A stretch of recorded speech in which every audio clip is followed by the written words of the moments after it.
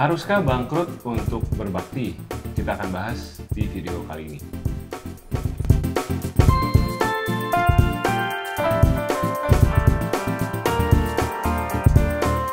Hai guys, welcome back to channel Samuel dan Claudia. Gue Samuel dan ini istri gue Claudia. Kami pasangan suami istri kantoran dalam perjalanan memaknai financial independence.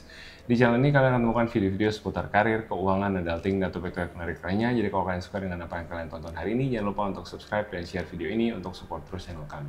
Hari ini kami mau ngadain satu segmen yang lama kami nggak adain, yaitu segmen Tanya Kosem. Jadi buat kalian yang belum tahu, sebenarnya kami tuh punya alamat email hotline gitu ya.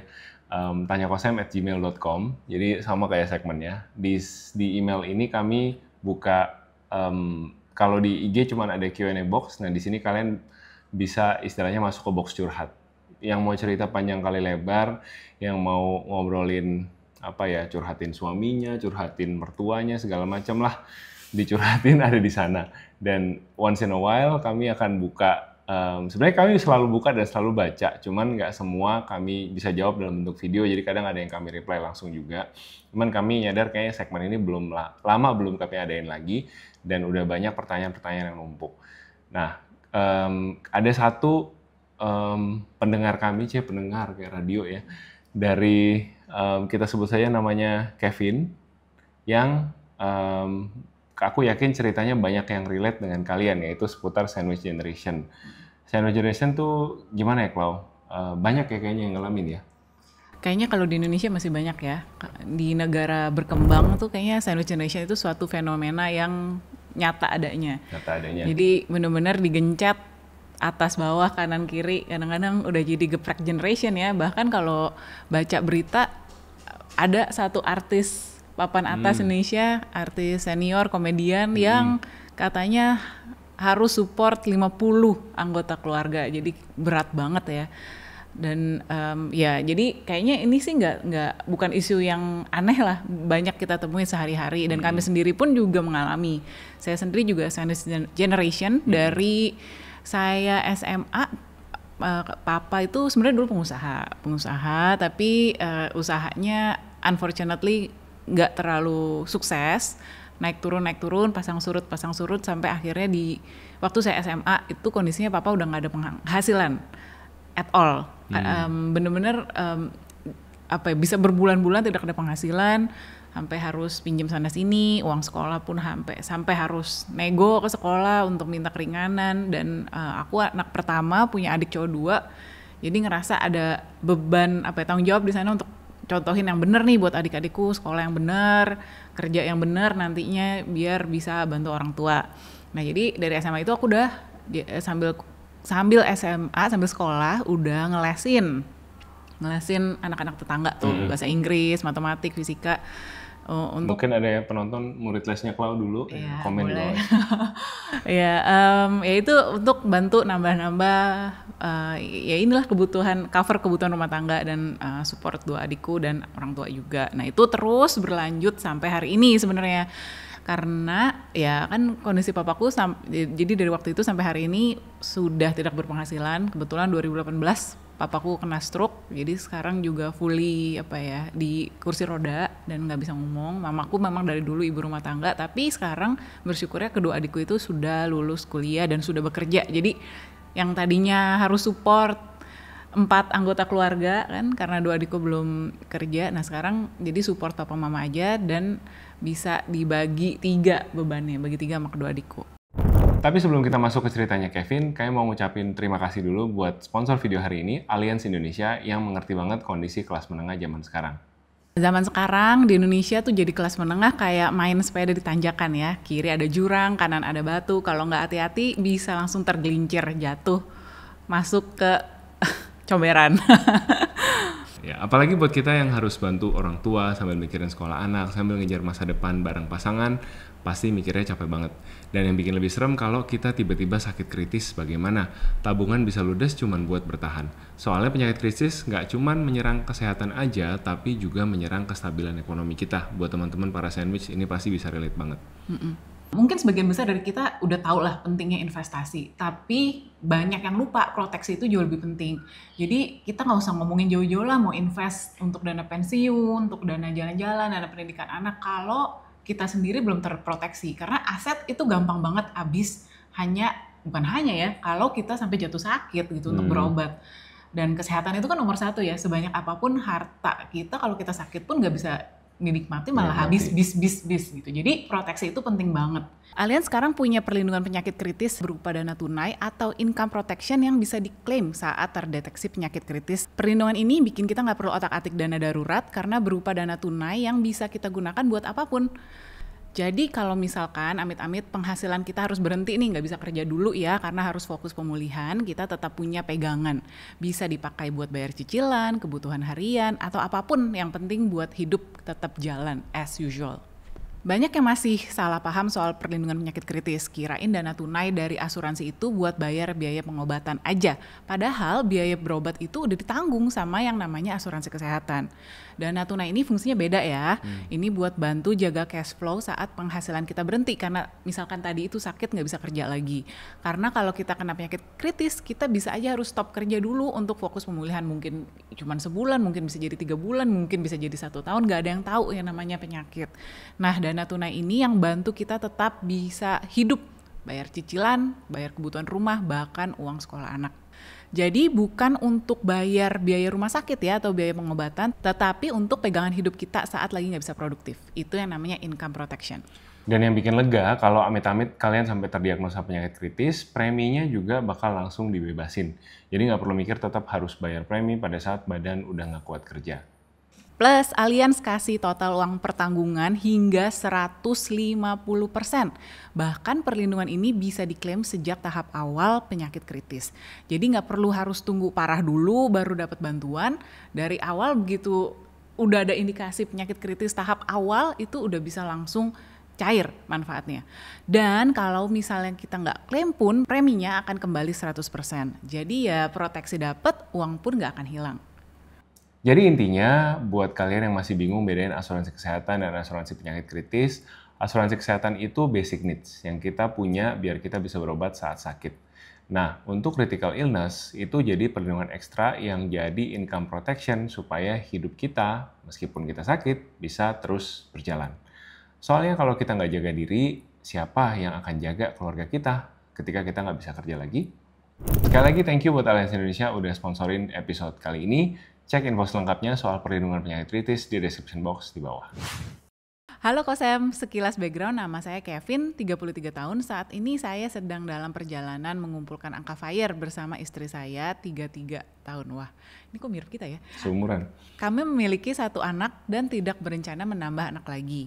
Meskipun kondisi finansial kami saat ini masih stabil, mempunyai dana darurat, dan sudah surplus untuk meningkatkan nilai investasi. Wah, pertama-tama kita pause dulu situ. Kita mau angkat topi dulu buat Kevin ya, respect. Di umur 33 kalian udah punya dana darurat dan surplus buat investasi, itu keren banget. Apalagi kamu, tadi bilang kamu sandwich generation.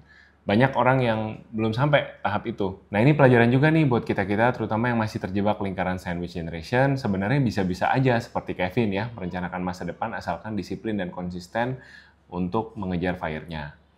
Emang buat kalian yang jadi sandwich generation, prosesnya nggak akan secepat orang lain, tapi tetap jalanin ya, nabung rutin, hidup sederhana, fokus bangun aset, itu semua bisa jadi langkah-langkah kecil menuju tujuan besar kalian. Ya. Jadi contoh juga, si Kevin ini juga jadi contoh ya, bahwa sandwich generation bisa punya masa depan yang layak dengan kondisi kamu yang udah punya dana darurat dan lumayan stabil kondisinya. Jadi sekali lagi thank you Kevin for sharing your story, semangat. Jadi penyemangat aku yakin buat teman-teman yang dengerin. Asal gas pelan-pelan dan tetap konsisten, kita semua juga bisa seperti Kevin ya, sampai di titik aman secara finansial. Kami mulai mempelajari kondisi keuangan orang tua kami di mana mereka tidak memiliki simpanan dana pensiun maupun proteksi selain BPJS. Waduh, ini saya personally relate banget nih ya, karena orang tua saya pun dulu begitu. Kalau kamu diam-diam menulis dengan nama palsu Kevin gitu. Bukan, ini bukan saya, tapi ternyata banyak yang seperti saya. Dulu saya pikir saya cuma sendiri yang seperti itu, tapi kayaknya banyak nih. Karena dulu orang tua saya pun seperti itu sama. Waktu udah mulai kerja nih terus, Pak kayaknya boleh deh ini ambil asuransi kesehatan, ambil BPJS. Nggak mau. Kayaknya buat mereka somehow nggak penting, itu mungkin kayak tertier gitu ya, kebutuhan tertier, kebutuhan mewah nggak usah lah gitu-gitu. Ngomongnya apa mahal gitu. Iya udah buat yang lain aja, ininya uangnya untuk kebutuhan yang lain aja. Padahal penting banget kan, karena ya itu tadi kalau sakit beneran biaya pengobatan tuh itu apa ya, no limit, unlimited gitu ya biayanya. Oke. Jadi sebenarnya banyak ya yang seperti kamu dan Kevin gitu. Jadi generasi sandwich yang harus mikirin dua arah, orang tua dan anak-anak mereka, dan ya seringnya nggak ada tabungan warisan. Ya boro-boro ya. Warisan yang lain gitu, Warisan utang, warisan tagihan dan warisan lain-lain.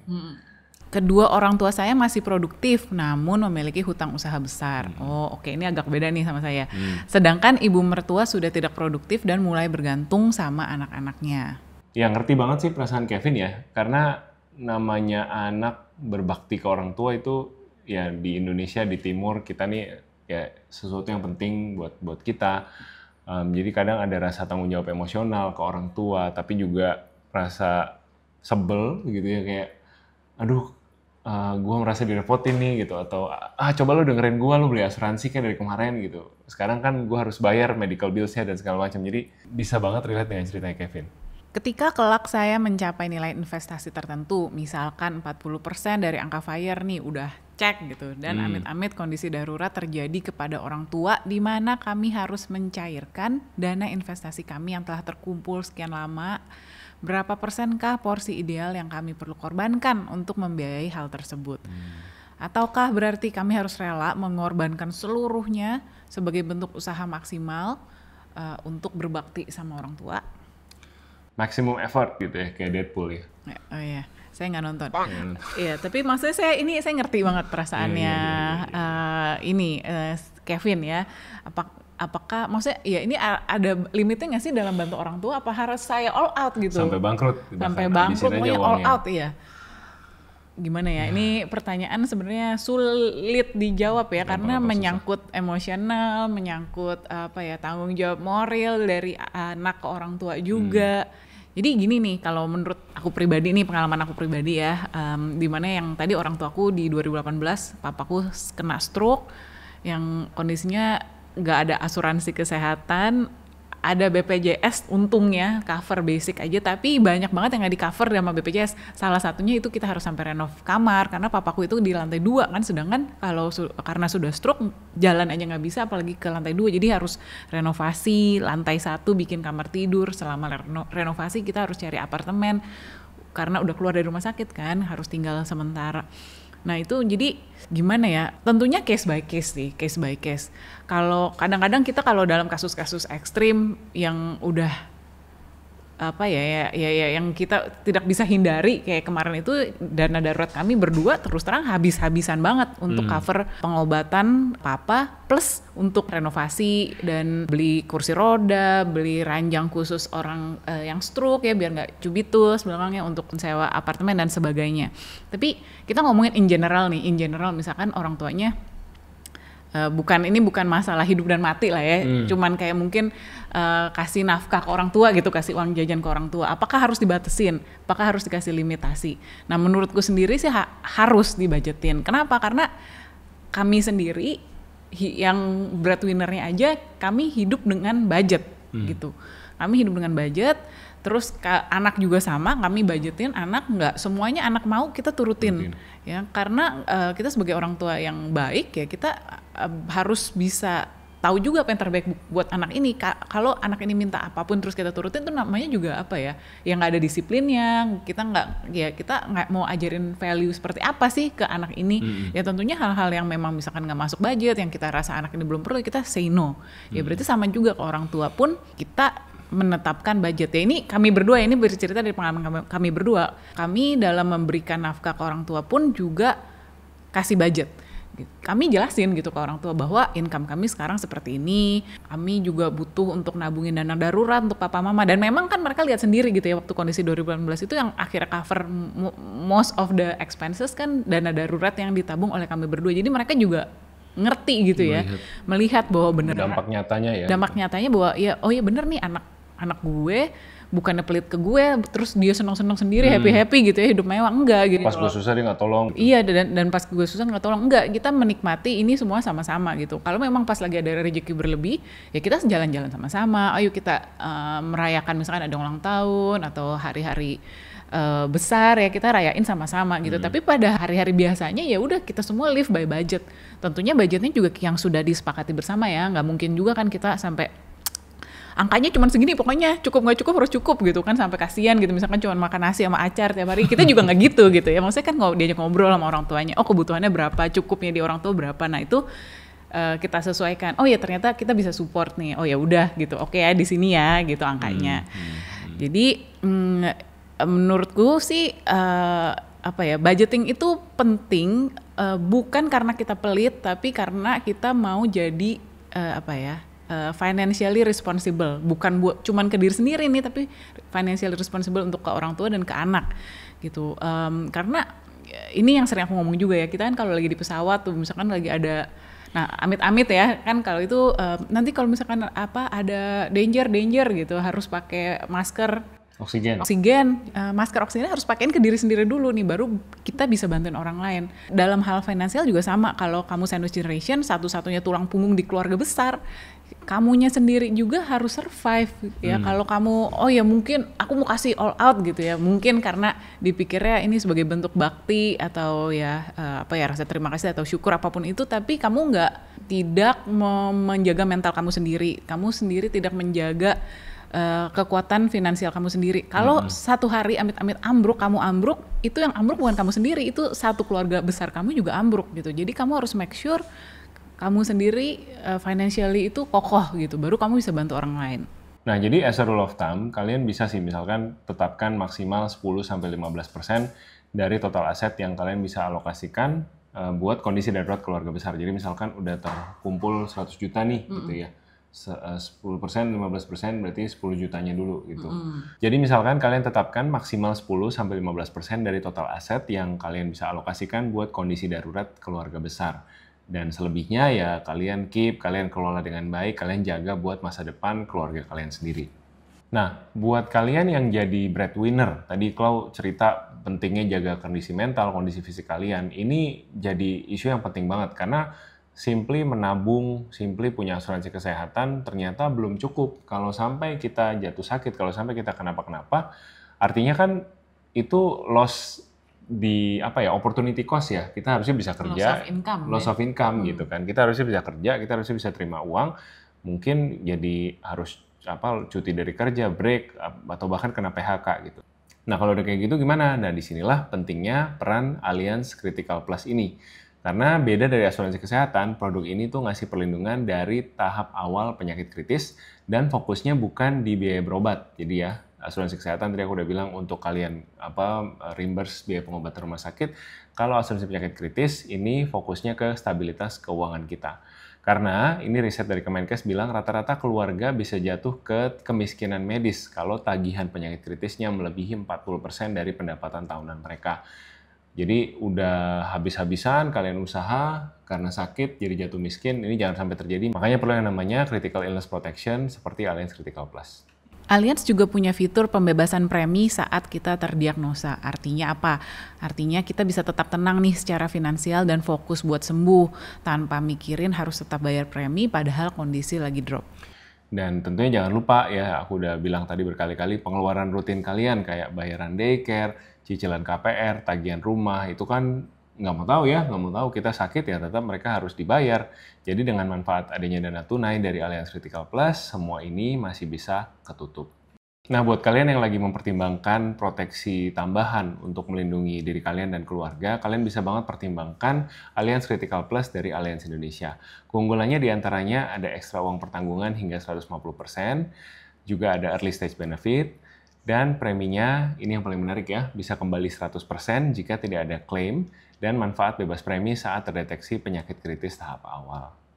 Ya pada akhirnya keluarga itu bagian penting sih dalam hidup kita ya. Maksudnya kita nggak bisa semuanya Sendiri. nggak bisa semuanya sendiri dan nggak bisa semuanya itu kita hitung-hitungan lah buat keluarga, karena kan seperti lagu ya Keluarga Cemara ya, apa yang harta yang paling berharga? Keluarga ya. Dan ini ya, dan keluarganya yang seperti apa, tentunya yang sehat ya. Kita maunya keluarga yang sehat.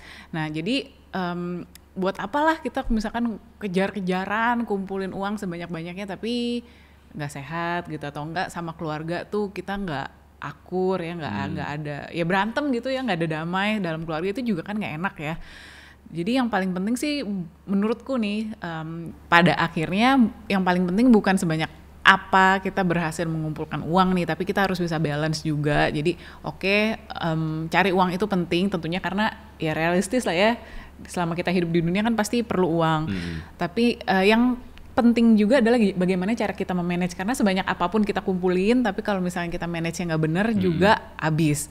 Ya tadi itu mungkin yang aku bisa share sedikit, investasi itu oke lah, penting, punya dana pensiun, dana pendidikan dan lain-lain, tapi jangan lupa itu proteksinya juga penting, karena yang namanya sakit kita nggak pernah tahu, yang namanya musibah itu kapan datangnya itu kita nggak tahu, dan itu nyata banget bisa habis ya, karena berobat apalagi kalau udah penyakit yang kritikal, yang udah serem-serem, itu bener-bener apa ya, ya udah ngalir aja gitu kalau untuk bayar biaya pengobatannya. Dan ya dan kan kita nggak mau ya sakit juga, nggak ada yang mau nih, tapi apalagi kita sebagai breadwinner gitu ya. Jadi kalau misalnya kita sakit, kalau kita sebagai breadwinner dan kita sakit, PR-nya tuh bukan cuman apa ya, kita gimana cepet sembuh gitu, tapi maksudnya ini keluarga yang sehat-sehat ini juga gimana nih semuanya bergantung ke kita. Iya gitu. Jadi penting banget punya income protection tadi kalau kamu breadwinner satu-satunya, apalagi tadi itu ya, breadwinner satu-satunya di sandwich generation yang begitu banyak punya tanggungan. Karena walaupun kamu sakit pun, lagi nggak bisa kerja pun, jangan sampai mereka ikut-ikutan menderita gitu ya, karena kan kamu sakit juga mereka tetap harus makan, mereka juga, anak-anak juga tetap harus sekolah, jadi ya harus bisa hidup terus berjalan gitu ya. Dan menurutku income protection ini jadi penting banget. Iya, dan yang paling penting kita sering bilang ya, aku siap mati buat keluarga, aku siap banting tulang buat keluarga. Itu very noble, very important. Siap kerja keras ya, kita angkat topi buat semua pekerja keras, tapi harus realistis juga, harus siap juga bagaimana kalau saya sakit, bagaimana kalau tubuh saya berhenti bekerja, karena kadang-kadang itu di luar kendali kita. Jadi asuransi penyakit kritis itu bukan soal nakut-nakutin gitu ya, ini gimana takut sakit, tapi juga bicara realistis ya. Kalau kita sudah terproteksi, artinya hidup kita bisa lebih tenang dan kita bisa lebih fokus cari nafkah buat keluarga. Jadi sekali lagi thank you buat Kevin yang udah nanya, dan thank you juga buat Allianz Indonesia yang udah mensponsorin episode penting ini. Sampai ketemu di Tanya Kosan berikutnya. Buat kalian yang mau nanya juga seperti Kevin, alamat emailnya ada di layar, tanyakosan@gmail.com. Kirim aja pertanyaan kalian, nanti pertanyaan yang menarik akan kami jawab dalam bentuk podcast seperti ini. Buat kalian yang punya pertanyaan, punya masalah apapun ya, mau cari jodoh, minta tolong cariin, juga pernah loh ya ada yang nyari jodoh, pasangan hidup, silahkan pertanyaan apapun kami terima di alamat email di bawah. Jangan lupa jaga diri kalian, jaga keluarga, dan jaga masa depan kalian juga. Take care and see you guys next week. Bye-bye.